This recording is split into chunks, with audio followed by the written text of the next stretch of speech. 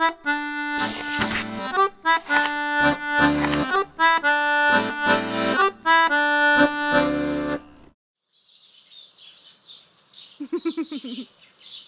is Joey Fourie en ek is 78 jaar oud.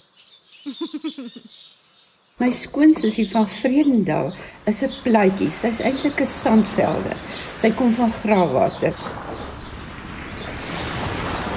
En sy het op daai stadium vir 'n veearts gewerk op Vredendal.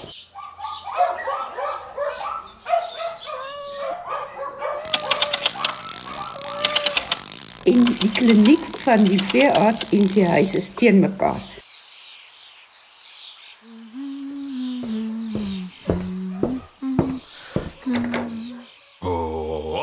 En hy vra vir sy vrou, wat eet ons vanaand, Nikkie?